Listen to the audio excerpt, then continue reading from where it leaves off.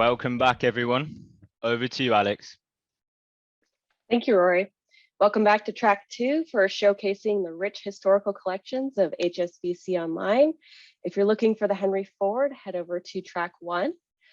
Send your questions in the Q&A tab at any point during the session.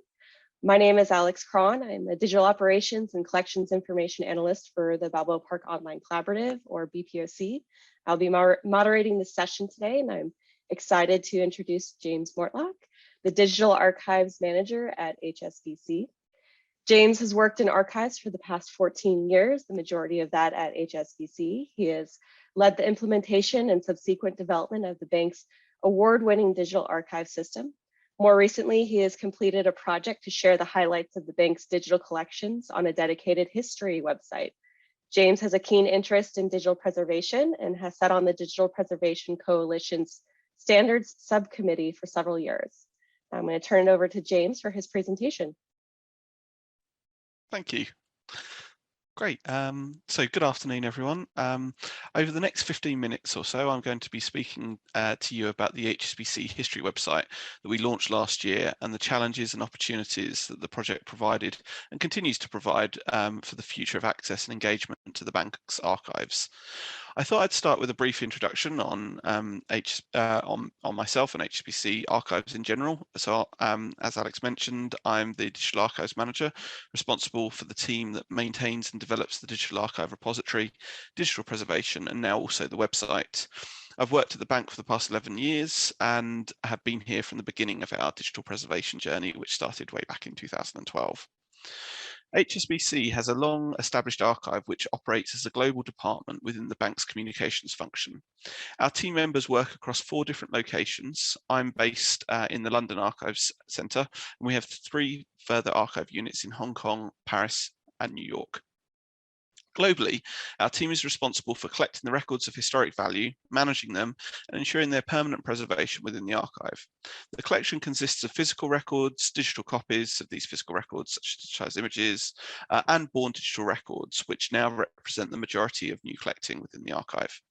The born digital collections are made up from a typical range of desktop publishing formats, also website crawls, born digital images, and a variety of audio-visual formats. Typically, the records are subject to an initial embargo period of around about 30 years, unless they're publicly accessible at the time of creation. Whilst we have a dedicated physical archival storage vaults at each of our locations, our growing digital collections are maintained within the Global Digital Archives repository. Development on this repository began in 2012, and it's been in production, so we're sort of in a fully live system since January 2015. Currently, we have just over 15 terabytes of content, which is being added to on a daily basis. Since the launch of the Digital Archive, we've always had the goal of making more digital content available to users. The Digital Archive was and is designed to be the repository and to assist archivists in their remit to collect and preserve. Direct access to the Digital Archive is not possible. However, as I said earlier, it was always a goal to increase access, and last year, with the launch of the history website, we feel that we've taken a step into widening the access to the bank's growing digital collections. Before I discuss the details of the project and some of the decisions that need to be made, I thought it would be useful to very briefly cover the setup of the website and provide a quick functional overview, because the way that we host the site is not necessarily as simple as you might think. Firstly, the content of the site is supplied at source from the Digital Archive system. However, the digital repository sits behind HSBC firewalls and is in a highly secure environment, given the sensitive nature of some of the records that we hold. Therefore, we need to get the publicly available content outside of the digital repository in order to host it on a website. And so to do this, we developed with the digital repository vendor, which in this case was Preservica, a means of crawling the digital archive in order to make an export package of selected content for the website. Once this export content is prepared, we move it outside of the digital repository onto a separate staging server within the HSBC network, but this staging server has access to the outside internet. Following this, we transfer the content to a cloud-hosted version of Preservica, where it's ingested and arranged. And then finally, the vendor we developed the website with, which was Townsweb Archiving, connects this content to their pass-view platform via the Preservica Cloud API. And then it pulls the content to the from this cloud repository to pass-view, performs various post-ingest automated activities, and then makes the content available to the public HSBC history website. I'll now move on to provide an overview of the history website, and I'd obviously like to encourage you to check it out for yourselves by going to history.hsbc.com. So I've got the plugin. Tens of thousands of records, objects, and artifacts from the bank's archival collections have been digitized and made available on the site. The website provides a glimpse into the digitized world of the bank's archives, which hold around about 5.5 linear kilometers of records, charting the history of the bank from its origins to the modern day. The website showcases content from the 1810s through to the 2010s, from early 19th century documents to the digital files created recently. They trace the development of HSBC and its predecessors, the story of staff and evolution of our products, from current accounts to contactless payments. Some of the key features of the site include exhibitions, which we hope tell compelling stories from the past in innovative ways, easy to access content that has been curated into snapshot themes that showcase the rich archives of the bank, the ability to search across collections and view archival records on screen, from turning the page of the bank's first current account ledger to listening to reflections of a former manager recalling the bank's tentative steps into computerization in the 1960s. The site also offers the ability to see the Hong Kong Archive Gallery through an interactive 360-degree virtual tour. And in this, you can see artifacts such as early banknotes, a 19th century brick of tea from China, and even some HSBC memorabilia from the 1970s.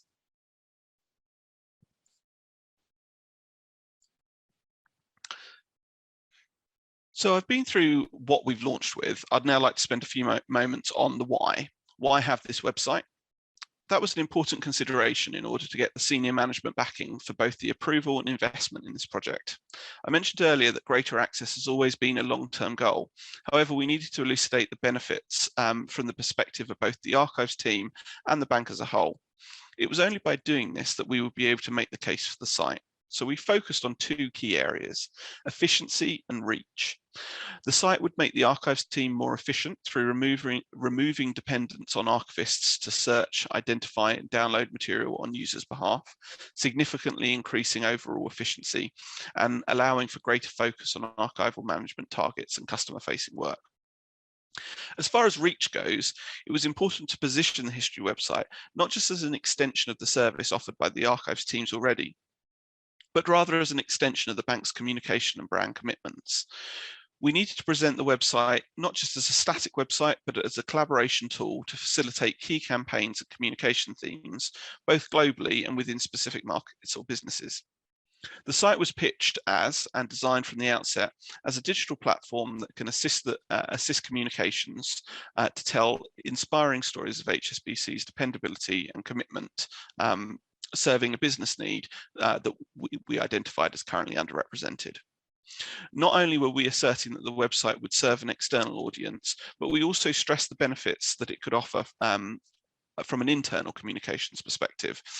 And it was important to stress the benefits of a web platform that could enhance knowledge sharing and collaboration across the bank globally, providing access to records and digital content for reuse and repurposing.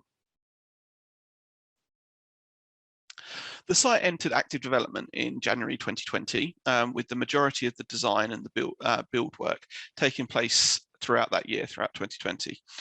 We ran a pilot launch at the beginning of 2021, and then the site was fully launched in July last year. I don't intend to discuss the development in great detail, but rather in the remaining time, I'd like to cover some of the challenges that we faced during development, discuss how we tackled them, and also cover how we plan for launch. So it was important when we commenced the project that we commence the project with a clear focus. We needed to find three crucial questions. Who's the site for? What will be on the site? And on what platform will it be delivered? As I mentioned earlier, the who's it for, was relatively easy to answer. It's for everyone with an interest in HSBC's history, so the traditional audience for the archive and its services, and also the bank's own staff. However, whilst that's a relatively short answer to the question, we really needed to make the case for which new audiences we would like the website to reach. There's no point making a site purely for existing users of the archive service. It was pitched as a platform to grow them. We attempted to identify these new audiences through a variety of means, including creating prospective user panels, surveying these users and how they could make use of an online archive and history service. And we also researched the bank's internal and external communication approaches to inform how we proposed engaging with these audiences. What will be on the site was important to document early on. The digital archive currently holds over 12 terabytes of digital records, and we were not proposing, and nor could we, share everything onto the site. Selecting the content would form the basis of the website's collection. Selecting this content was absolutely vital. Whilst the active development of the website was taking place, there was an enormous amount of work being carried out by archivists to ensure that the data we shared was in a fit state for publication, something that I will actually talk about a bit more in the metadata panel session later on this afternoon. Also, the selection of what content the site would contain needed to be made early on in order to allow us time to digitize any content that was not currently available, but that would be important in showcasing the site's key messages. Platform research was also vital prior to commencing development in order to ensure that we had the system in place to support the site's purpose. This was actually cause for some reflection on the purpose originally. Was this to be, we had to ask ourselves the question whether or not this was to be a website that offered a traditional archival catalogue that was geared to the needs of researchers, or was it to be more of a tool to aid access to the bank's history more generally? We decided upon the latter for a multitude of reasons. Primarily, one of the primary reasons was that of audience reach. We wanted a site that could attract users that may have only had a passing interest in the bank's history, or those such as staff who would not necessarily be interested in the historical collections of a financial organisation, but nonetheless would be starting out from having a connection to the business. It was also crucial to understand business restrictions that were in place on the project. We needed to understand the bank's brand and accessibility commitments to ensure that they formed a core part of our requirements as well. Security was a major concern, and we needed to make sure that the data transfer from the internal digital repository to the external facing website was undertaken in a way that met the stringent data security controls that are in place across the bank. We also went through an extensive process of vendor research and settled upon two vendors, I mentioned previously, Preservica and Townsweb Archiving.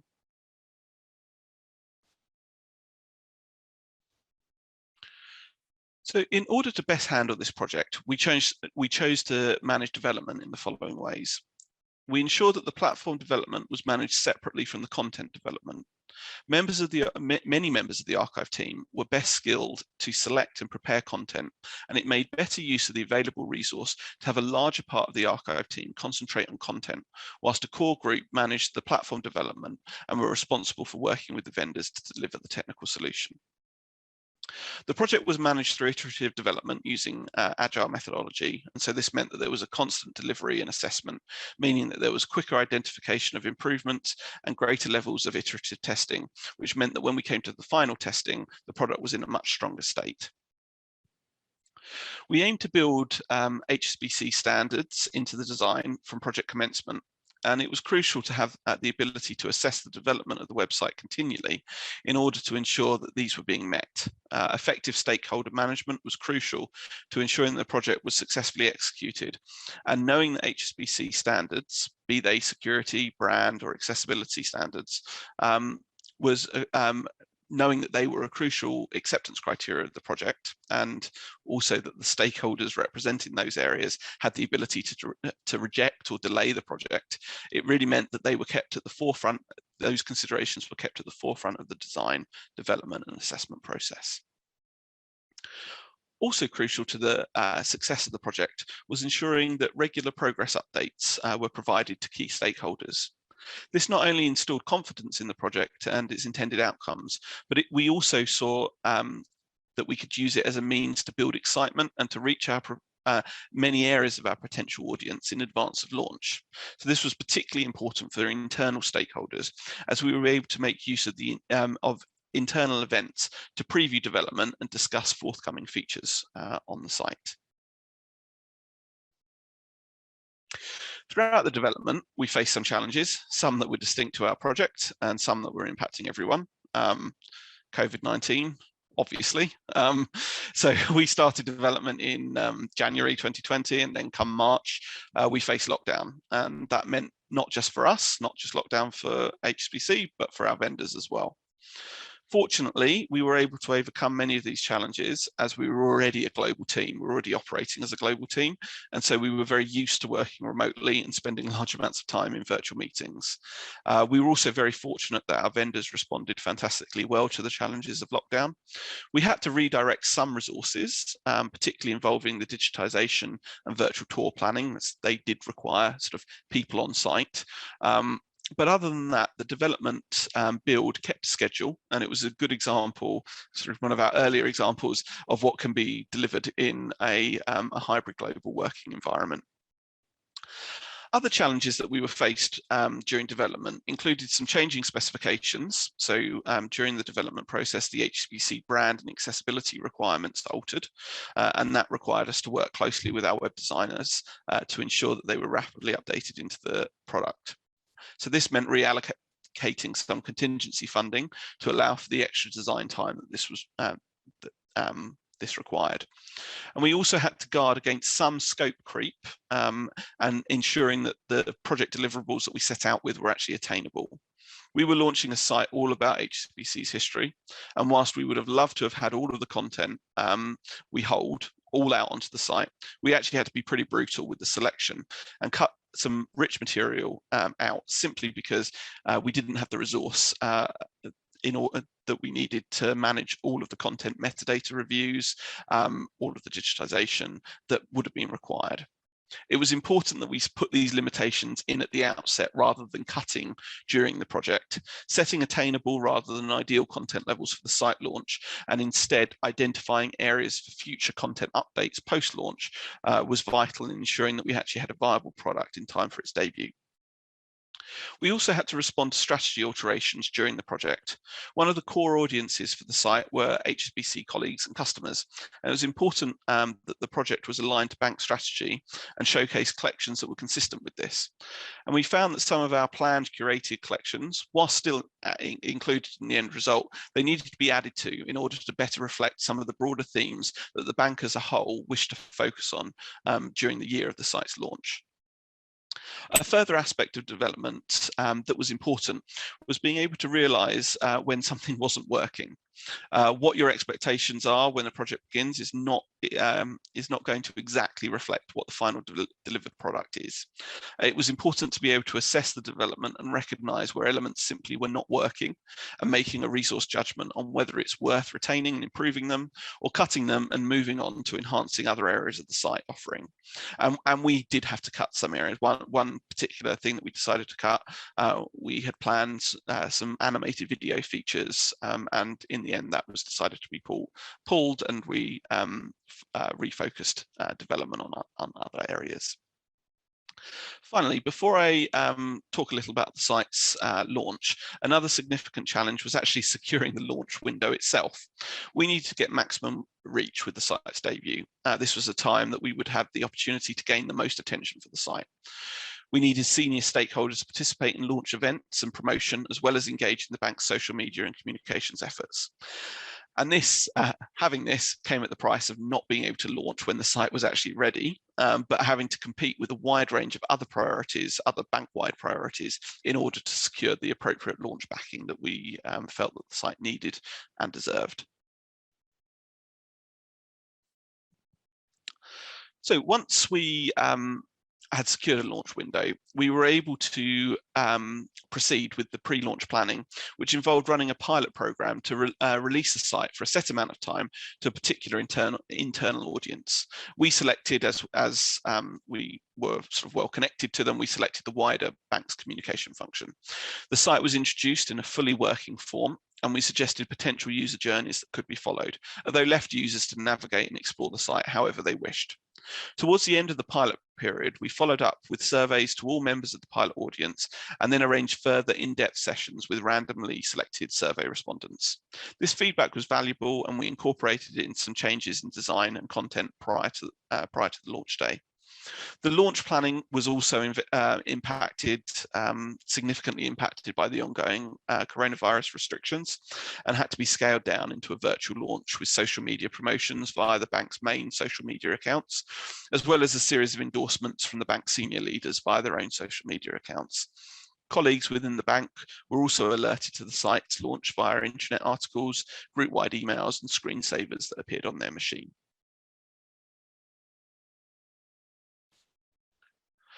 So following the launch of the website, we entered next into the ongoing stage of maintenance, development, and enhancement. And what I'd like to end this presentation with is a brief overview of the types of challenges and opportunities that we've come to embrace in the first 6 months or so since launch. We've come to place an ever greater reliance on using website analytics for reporting and informing development. Seeing how users make their journeys across the site and the types of content that they dwell on has informed some of the enhancements that we're looking to add this year. We're also in the process of expanding the range of analytics tags within the website to allow us to delve more deeply into user needs through offering insight surveys, and also understanding more about the journeys that users are taking within the website. These tools have also allowed us to begin to benchmark the site's performance. We're able to see the level of our reach and compare this to other HSBC public websites, other history websites, and also compare it to the level of engagement and reach the archive service had before the website was operational. As we look to the future of the site, we have to strive to strike the right balance between content and feature planning. We have a wealth of content that we'd love to put up on the site, but this requires lengthy metadata improvement work and digitization activities. There are also many areas of feature-driven development that we believe would allow for greater engagement and would present a greater pull factor to the site. Again, these are resource dependent, and we're learning that the competing demands of content and features need to be balanced. We also need to work to ensure the continued visibility of the site, and this is why we've embarked on some search engine optimization work to ensure that the site features appropriately in search engine rankings. We've found that the launch of the site was really only the beginning, and it simply marks the point that the archive service presented a new but core offering that greatly increases the reach of the archive and the bank's history. So much so that the archives team we now have to place the provision of content and engagement activities through the site as a core consideration within all of the activities that we undertake. Launching the website marks the point at which the bank offers a dedicated history portal, and this portal will operate as the key public face of the archive and its activities in the future. Thank you for your time, and I'll end with another plug to go and visit the site and get in touch with us with any feedback you have. Thank you. Thank you, James, for that deep dive into bringing HSBC's collections online. I especially appreciate how you broke down the project's milestones, timeline, and challenges that you've experienced. Now it's time for our Q&A portion of the session. While folks are thinking about their questions, I'd like to ask you a couple of questions that I have.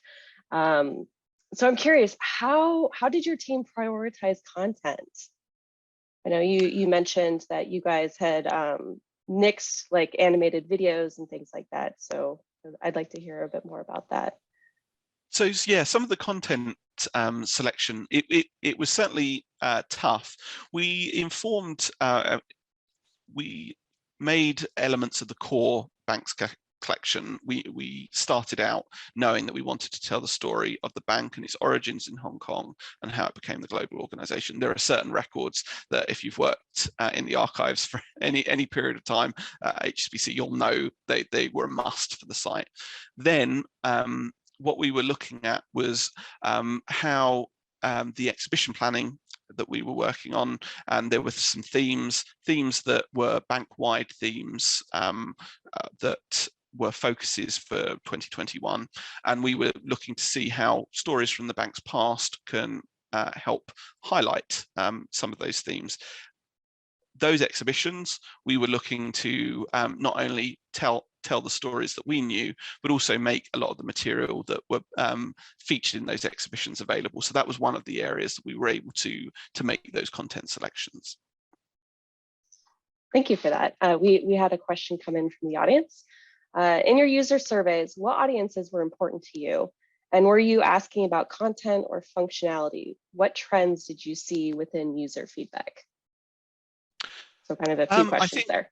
Yeah, so taking, in terms of the audiences that we focused on, it was actually quite a challenge to get access to a wider external audience. So we utilized existing relationships to gain some external user panels, typically around contacts that existed within Hong Kong, the Hong Kong's museum community and audience that had previously attended bank history functions, but also wider museum and heritage community within Hong Kong. Internally, we identified the types of audience that we'd look to typically engage within the site. So that was identifying, we made use of where previous sort of entry points to the archive existed for staff. So working with colleagues in HR, there were audiences among new starters that learn about the bank's heritage. So we looked to create set user survey sessions up with those particular audiences, also with certain communications colleagues, again, looking for trying to get as broader approach as possible. I think we've continued that post-launch, and I think we're building up our user panel base and probably are going to be more accurate, have a wider audience to survey in the future. In terms of preferences between content and function, we found that it was very much split. Probably echoed what we expected to hear. A lot of the external users were that we had surveyed, at least, because they already had knowledge of the bank's collections, were perhaps more focused on content. And we found internally, typically with audiences that were not, didn't have a pre-existing relationship with the archive, were not interested in financial history. It was very much more about function. How could they be engaged? What it would take for them to be engaged? And that's where we saw we saw actually a trend that surprised us, and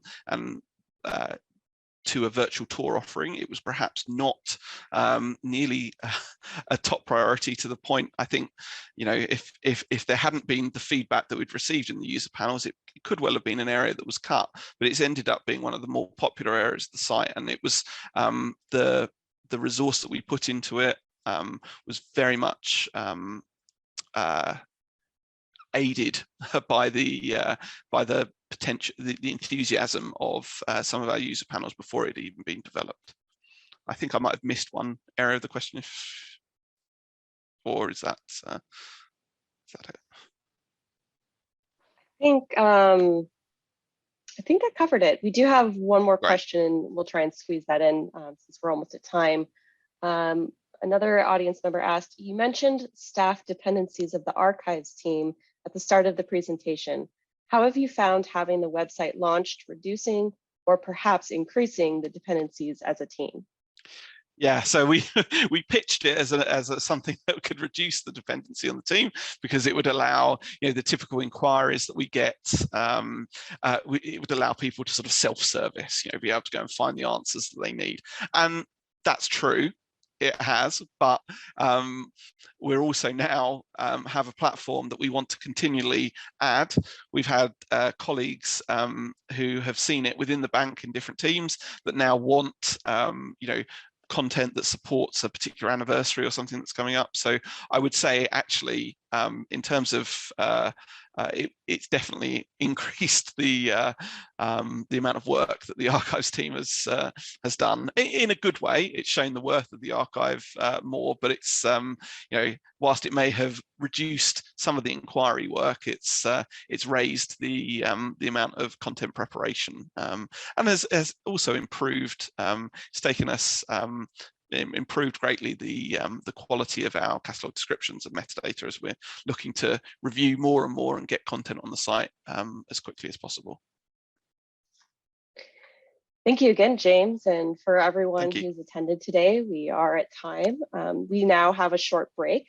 Don't forget to join the Birds of a Feather facilitated roundtable discussions. You can click on the lounge tab and take a seat at a virtual table for thought-provoking discussions covering topics from diversity, equity, accessibility, and inclusion to digital preservation. Thank you, everyone, and have a great day.